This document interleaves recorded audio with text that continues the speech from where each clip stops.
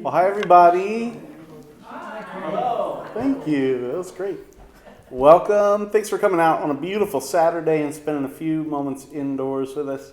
I'm really excited about today's talk. First of all, my name is Corey Fry, and I'm the exhibitions manager here at the Delaplane. So glad to have you here. Let us know if you need anything. A couple of housekeeping things quick and announcements. You're sitting in half of our Over 70 show. If you're an artist in the Over 70 show, would you raise your hand? Oh, there's a few around. Thank you all for having your work in the show. I'm so pleased with it. I think everything looks really good. This is the largest, quantity-wise, this is the largest exhibition we do each year. Last year, I think we had 130 pieces. This year, I think we've got 109. And things look great. So I'm so pleased with it. I'm really excited to have Linda, Syverson Guild, Jim Germaux, got it, and Mary Weiss-Waldhorn talk to us today. They're going to come up one right after the other, and we'll do Q&A at the end if you have any questions as they talk. I wanted to select 3 of the artists that are working in different mediums from one another to have a good kind of range in the talk today. So, would you welcome Linda, Syverson Guild?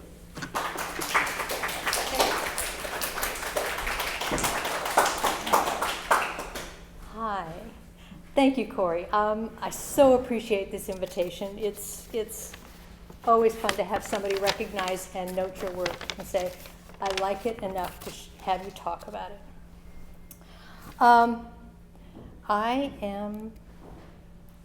My talk today is all buttoned up. And what it's about is, let me back up a moment. My name is Linda Syverson Guild. I live in Bethesda, Maryland, and I am trained as an architect. So you'll see the lines and the reactions to the lines and everything throughout all of my work. I'm talking to you today about buttons and points of connection. And the following images are all parts of a collection that I've gathered or built over the past 25 years. Each design that I do basically begins with the question, what if? This piece is a little piece that I made in 2012. And it was like a collection of scraps that I put together from all these different projects that I've been working on. And I had the bright colors on one side and the whites going to the green on the other. And I decided they looked okay, but they needed more. So I buttoned and hooked the bright piece to the white piece. And so they hung together. This is called Snail's Pace. Now, this piece took 5 years to build because it started with a trip to the coast and the colors of the beach during the day from, sunrise to sunset and how it shifted and everything. And then my husband went to Madagascar and he brought back a snail fossil. And I said, oh, that's perfect. So I added that, and then I realized that there was too much blank space. So I started adding buttons. And I didn't add just 1 or 3 or 5. This has 5 pounds of buttons on it. And as you can see, this is the detail here. So you can see what is close up. And I like to add a sense of humor to everything I work on. And so the snail is inching along. And then all of the lines of buttons I call my snail trail. And they're stitched down and held on with what I call a worm stitch, because it's a stitch that goes up and comes down twice. And then I wrap it so that the whole thing is covered, and that was all with silk thread. So, yeah, it's been seen in a few places, and somebody said, you really need to flatten it out. And I said, trust me, over time it will flatten itself. This is Architect's Sketchbook. It was a design that grew out of a sketch that I was making during church during a boring sermon. And it started out as circus, and I realized that I didn't like the circus colors, and I flattened them out and brought them into actually what I would make if I were making a sketchbook. Now, most of these are flat pieces, one color fabrics that I've painted on and then quilted and everything. You can see on this side the bracket with the buttons on it, the buttons here, and these are architectural keyholes that I'm holding on with silver attachments, and then they're held at the top and the bottom by buttons. So, it's like this is the way I like to work. I like to integrate and play and overlap and collect and connect, and the buttons visually connect all of the pieces together. So it was a lot of fun. And then when I painted the floor, that's a blue piece and a white piece, and I marbled them and then cut them apart and pieced them back together. And then they're held on with little buttons that say State of Texas on them. I don't know why, but that was the only buttons I had at that point in time that I had enough to fit. This is called points of entree. And I started with this white piece. It was called windows. 3 windows, the holes were cut, and I stitched the threads so thickly that those circles that are in the middle are only held in place by thread. And then I started, saw this call for entry, and I was like, I have to do this because I had all these scraps and everything, and it was for a call that was reuse and recycle. And so if you see, this is the Statue of Liberty, the torch. She's holding the torch. And the rest of the pieces around that are the scraps that I cut away from the body as I was making it, because that was the Statue of Liberty that hung in one of the parks in my hometown in Nebraska.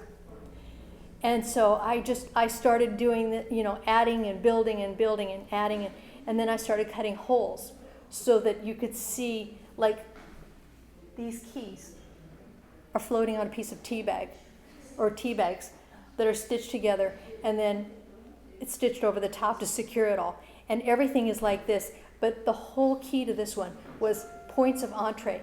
How many things do you enter, and how many ways can you view entry?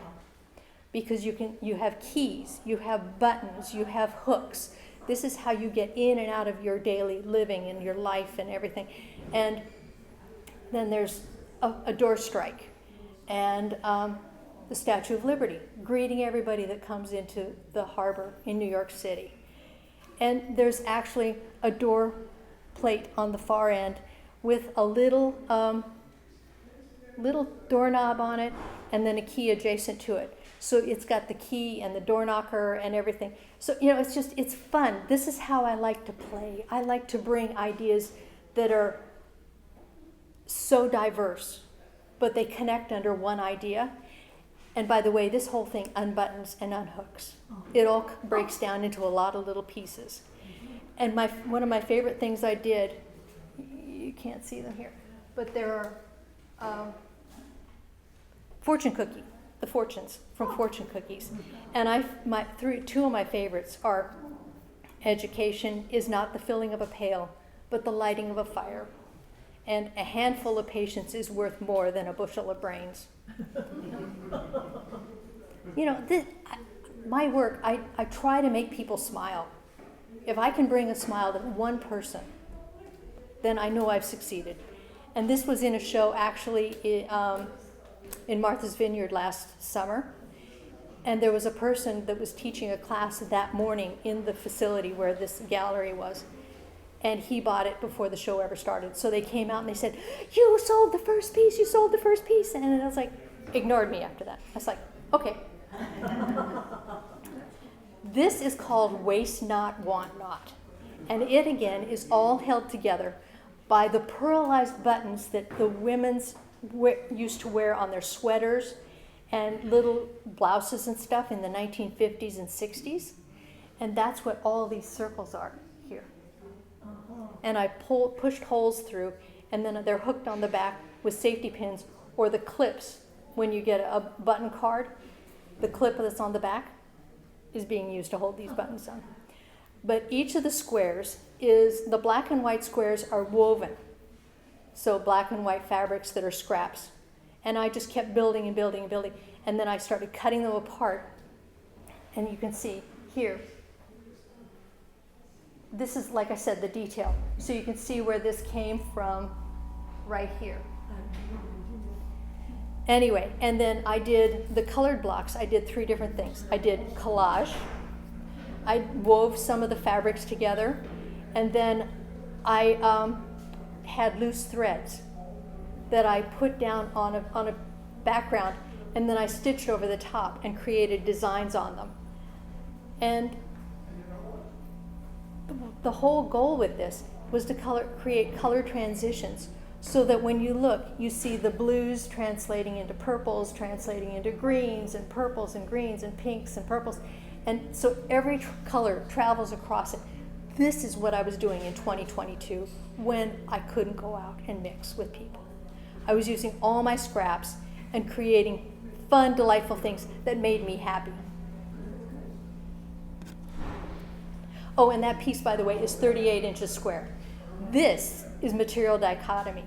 And this one is yin and yang. If you look, the circle is split in half, and then the square around it is split, meets there and meets here. So it's the same piece rotated around. And so they're all buttoned, all these pieces are, again, buttoned together. So that the square is actually around the outside, and then the circle is buttoned in from the back. And it's what it is the yin and the yang are man-made versus nature. And so you have leather and hand-woven wool. Then you have vinyl wall coverings and dog food bags. Everything's woven and connected and stitched together within an inch of its life. But you can see here, this is the dog food bag, and it's, because it's on top, the point of connection is a wing nut that I literally had to drill holes through everything to get it in. And then through the leather here, those are bone buttons. So I held to the man-made and the natural as I continued to work through this whole thing. And it was just so much fun to watch this go together and to stitch it. And this was 2023. This was one of my accomplishments here. And it's just so much fun to try and create something that nobody's ever seen. You know, and literally that's a hole in the middle that's just empty. There's nothing in there at all. This is the piece that's in the show here. And it is called Redefined Comfort. And I had a neighbor rather, who in 2013, her husband had passed away, and she was moving out of the house that she and her husband had lived in for 40 years, maybe 50, and was giving it to her daughter and her son, that husband. And she said, I have these quilts. And so she gave me quilts. And this is a portion of the quilt, so it gives you an idea of what it looked like. This is the part that did not see the sunshine. This is what it sat in the sunshine. Her aunt had hand-stitched this in 1947. And she said, I'm the last of the line, other than my daughters, neither of which had children. She says, I have to find homes for it. So I said, I'll take it if you don't mind my taking it apart. So I've been taking this thing apart slowly but surely since 2014. And you can see this. And as you can see, each piece has a line down the center of on a diagonal. That's because each piece is folded, which is why I brought this piece. It's the same piece of fabric on both sides. And that's how I created this, by reproducing it like this piece would have been here. And then I buttoned them all together. So that when you see a block, it's empty. It really is empty. There's nothing there. And then after I made these pieces and finished them, because when they're large squares like this, they were opened up. So it's old tablecloths on the back. And then I hand quilted them, drew the circles and stitched the circles on the top, and then hand stitched the rickrack that you see around the edges, so that so you get the surface and the dimension and everything. And then I said, okay, when I started stacking them together, I said, I want a dark piece in the middle. So I had the navy piece with navy buttons, and then the burgundy buttons on the burgundy pieces, and the orange on the orange pieces, and then this cornflower blue on the cornflower pieces. And it's like the whole thing just worked itself together, and it became all buttoned up. I appreciate your visiting with me. And after the talk, if you're interested, I have some business cards, so you can get to my gain access to my website and see more. But thank you for listening, Jim.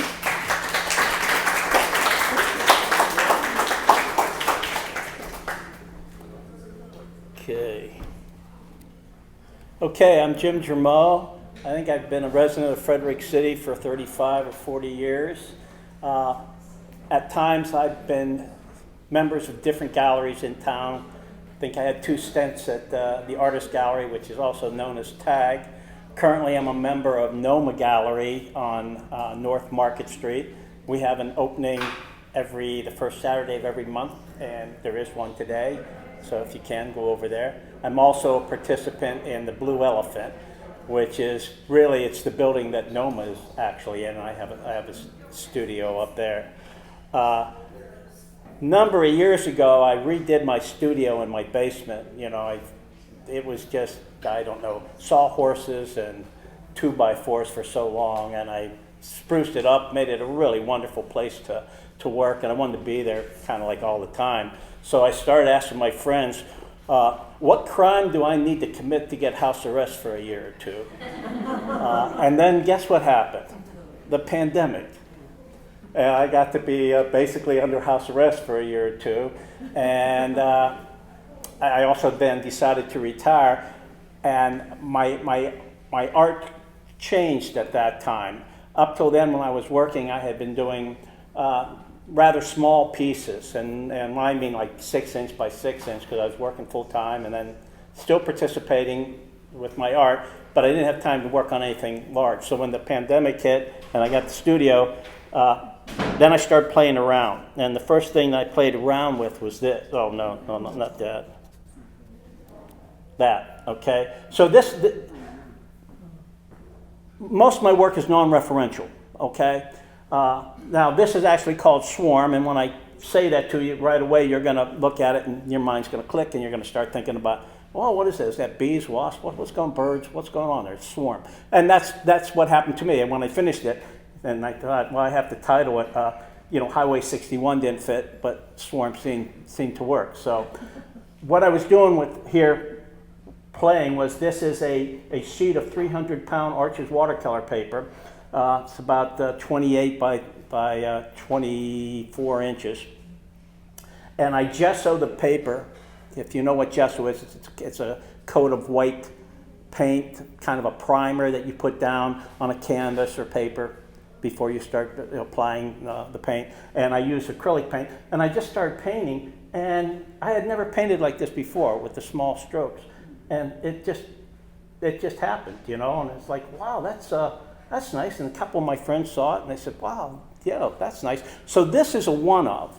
But after I did this, then I thought, well, I think I'm going to try to do a series of paintings like that. And even though I said most of my work was non-referential, this next series did become referential. I used to volunteer up at the Catoctin National Park, not at Cunningham Falls, which is also a nice park, but at the National Park. And, I would go, and the park ranger would tell me, go to this, go walk around these trails, and if you see anybody that's hurt, let us know. Or if there's a tree down, let us know. If you see a bear, run, Actually, one time, I'm not making this up, the ranger said, Jim, why don't you go up to, what's the rock's name? Anybody remember? Oh, come on. I forget the rock, the trail. Anyways, there's rocks up there. And the ranger said, go up to Twin Rocks and let me know if you see any rattlesnakes. And there literally are rattlesnakes up there. So I was like, yeah, okay. So But anyways, because I love hiking, I thought, well, maybe I'm going to do something based on hiking. And, okay, so this is the first one that came out of this. This is called Orange Blaze. And do any of you know what a blaze is? Okay, if any of you have hiked, especially around here, the Appalachian Trail, or up at the national park, on the trees you're going to see 4-inch by 6-inch white rectangles. And that simply tells you that, if you go from this tree to that tree, you're going to make it home safe. And sometimes it'll be, two rectangles over another rectangle that'll tell you a left turn's coming up or a right turn's coming up. In this case, if you go up to the national park and you see a orange blaze, it indicates that's how you get to Chimney Rock. And that's one of the places that I would go up to when I was there. So I just started still doing these small strokes, but when I was finished, I needed a center of interest. So I just thought, well, I'll put a blaze in there, and I'll use the different blazes in the park, and the orange one, was for Chimney Rock. Then my next one that I did, the blue blaze. Now, I'm not sure that they have the blue blaze up there, but what a blue blaze, if you see it on the Appalachian Trail, what that means is that it's a side trail. And if you follow it, you might hit a dead end, or it might take you eventually back on the trail, but it generally means, well, you're going to come and see a scenic overlook, or you're going to find water, or something like that. And if you notice from what you saw with the orange blaze, I'm basically just using the same configuration. I have the little circle up there, and then I just wanted the background to look very organic. And so obviously you can tell it probably took a long time to do all of these, but I did a series about 4 of those. So they were referential. Then, I liked doing them, but because they were so big, they were just taking a ridiculous amount of time. So I then decided to just get some 12-inch by 12-inch basswood panels. So instead of it being a canvas, it's basswood mounted on 1.5-inch stretcher strips. And I started a series which is totally non-referential, doesn't mean anything other than what it is. When you look at it, do you like the shape? Do you like the colors? And it was called Variant, and I just made different stripes. And what I tried to do here was with this and the next one I'll show you, I tried to copy my brush strokes, which was very, very delicate. And I was really happy. I did about 5 of these, and I was very happy that I was able to match that. I thought it was kind of like just a personal exercise. Can I do this? So there was that, and then this variant. Now, since then, and because of doing these, I had to have wrist surgery. I was in physical therapy for about, 4 to 6 months. And finally the doctor I was seeing, I mentioned to her that I was an artist, and I said, you can see some of my work here. And then the next time I went to see her, she said, yeah, stop painting like that. And so now, and this is the last slide I'm going to show, now I don't paint like this. I can't. So it's been interesting to see where the work has gone from this. I'm doing kind of more minimal pieces now, broader areas of color. I think I've got a show in October at NOMA, North Market Street. You're all invited. It's the first Saturday from the openings, first Saturday from 5 to 8. But what I think, what I'm going to be doing, part of it, a lot of the work's done, but I was just thinking the other day, I'm going to just do something with this shape, that take that same rectangle and minimalize it into my next show to see, because I like to work in progression, and as I told you, I like to work in themes. Plus, what I would call myself a process painter, and that is that I don't, everything's not planned out the minute I start. Maybe that shape is, but I'm not quite sure where it's going to go until I start doing it. So anyways, that's it, and I'm available for questions after. And it's all yours. Thank you very much. Appreciate it.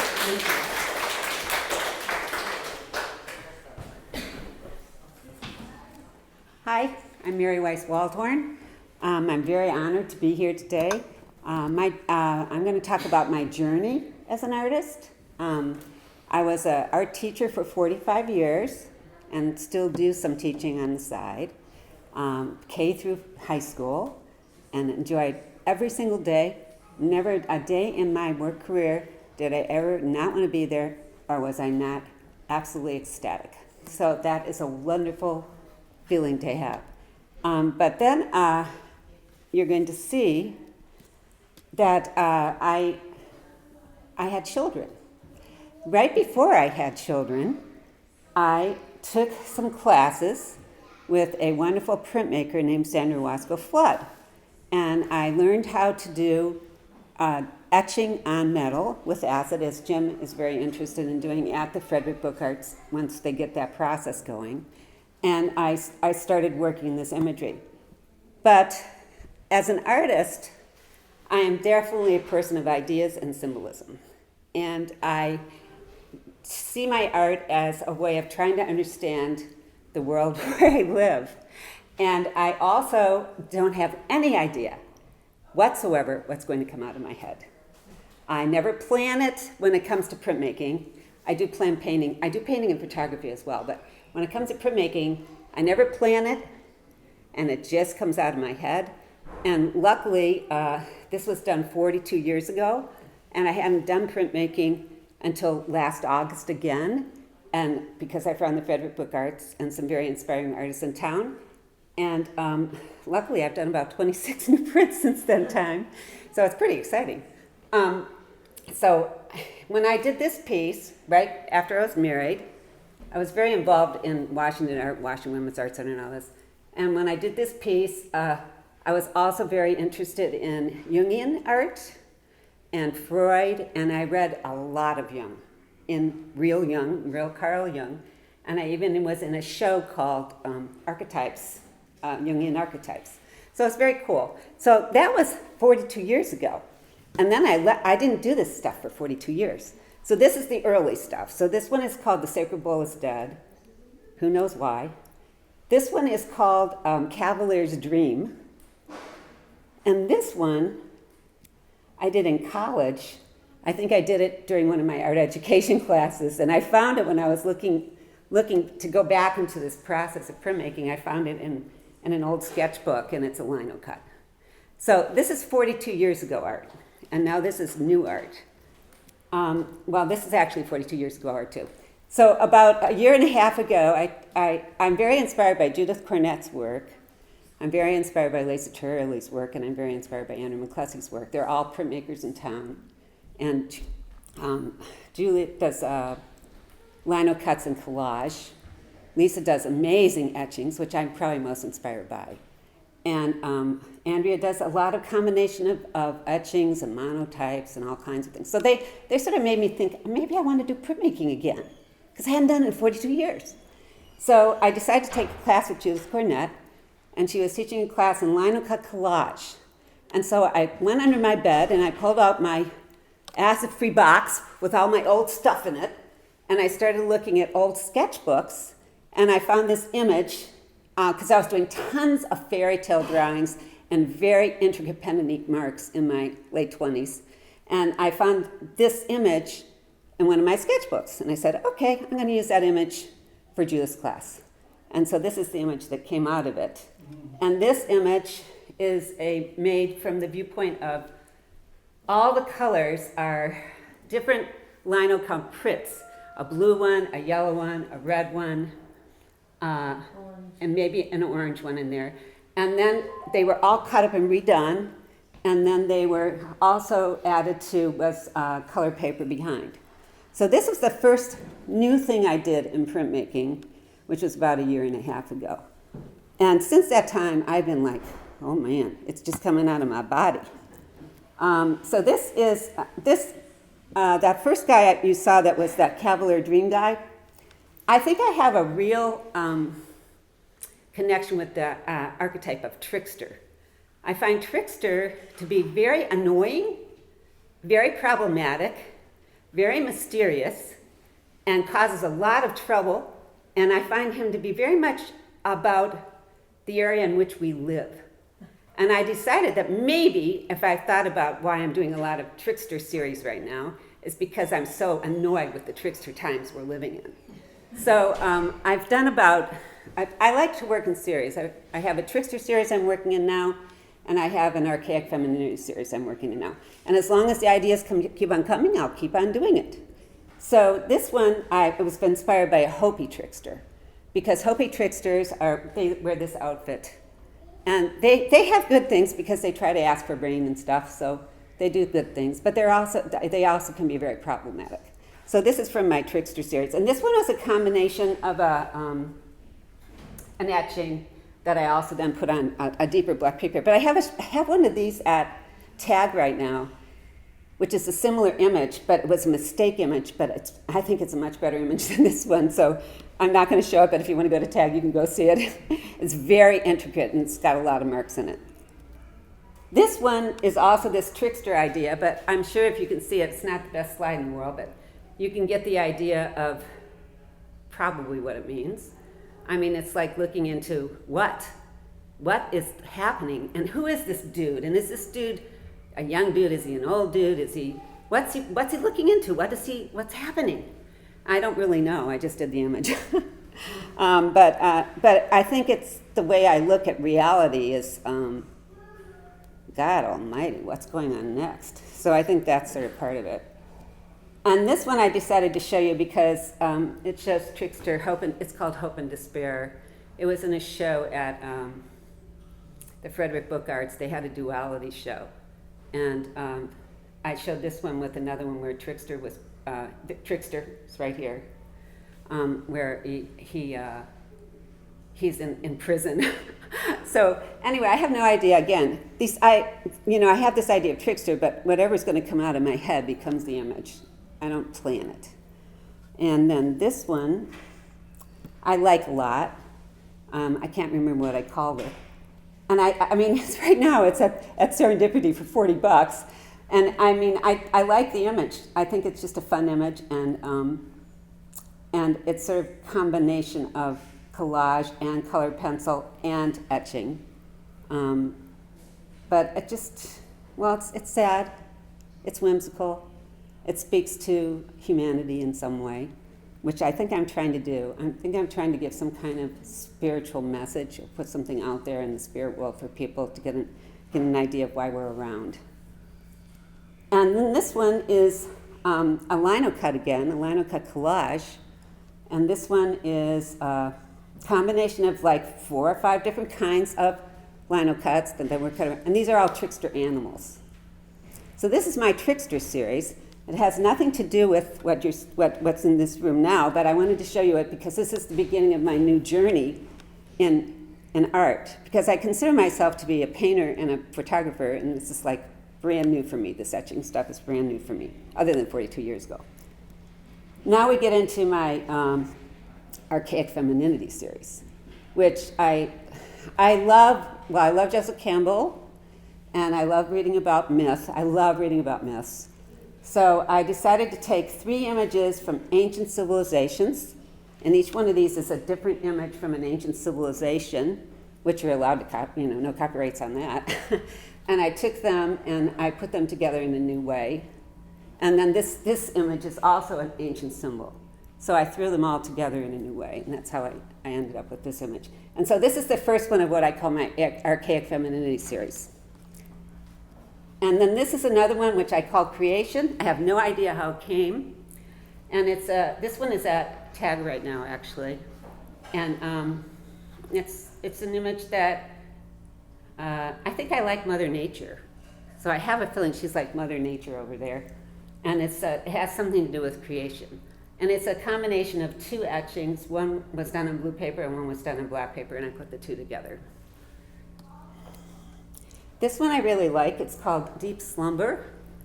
And actually one of these, I'm not making editions of prints because I'm just not really ready for that, or don't know if I ever will. But I make about three or four or five of images, but they're not necessarily all the same. So this image is a little different from what I have at Hood College right now, but it's called Die Sommer, and I just like the image, you know. It speaks to me. It's supposed to give you a feeling. All my work is supposed to make you feel something, so I hope it gives you some kind of feeling. And then this image, which is here, is one of my favorites, so I'm glad Corey liked it. Because I saw it in a dream. I hardly ever see art in a dream. I've only seen 2 pieces of art in a dream, and one was a big abstract painting, which is totally different from this, and one was this. And I call this one sublimation.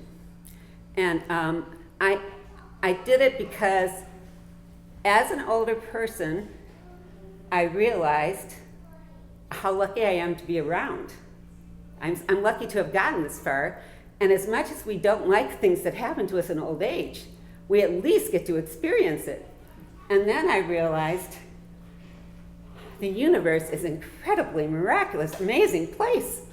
And I have a tiny space in it, and I need to show some kind of adoration for this amazing existence that we have.